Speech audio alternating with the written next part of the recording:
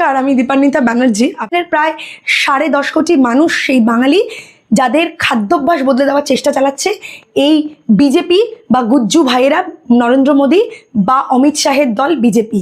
এবং বঙ্কিমচন্দ্র চট্টোপাধ্যায়, যিনি সাহিত্য সম্রাট, তাকে ভরা লোকসভায় বঙ্কিমদা বলে ডাক, মাস্টার দা সূর্য সেনকে মাস্টার বলে অভিহিত করা, মাতঙ্গিনী হাজরাকে মুসলিম বলে দাগিয়ে দেওয়া, এবং সর্বোপরি রবীন্দ্রনাথ ঠাকুরের আমার সোনার বাংলা আমি তোমায় ভালোবাসি এই গানকে গাওয়ার জন্য অসমে রাষ্ট্রদ্রোহিতা নামক একটি আইনের আওতায় এনে তাকে দেশদ্রোহী ঘোষণা করার যে প্রচেষ্টা চালিয়ে যাচ্ছে বিজেপি, অর্থাৎ বাঙালির শিক্ষা, সংস্কৃতি, খাদ্য, পোশাক সবেতে যে ট্যাগলাইনে বাঁধানোর চেষ্টা করছে যে এইটা করা যাবে না, ওটা করা যাবে না বাংলায় থাকলে বা ভারতবর্ষে থাকলে, তার বিরুদ্ধে 2026-এ গোটা বাঙালি সমাজ, গোটা বাঙালি জাতি গর্জে উঠবে।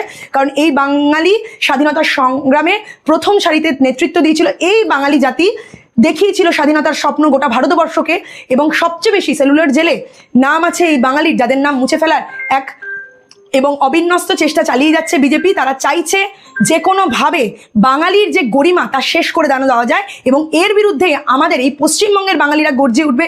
2026-এ এসআইআর করে যে চক্রান্ত করে মানুষের নাম বাদ দেওয়ার চেষ্টা চলছে ন্যায্য ভোটারদের, তাদের বিরুদ্ধে মানুষের ভোট হবে। কারণ মানুষকে যতবার লাইনে দাঁড় করিয়েছে ততবার বিজেপি এই বাংলায় গণতান্ত্রিক প্রক্রিয়ায় দুটো চড় খেয়েছে।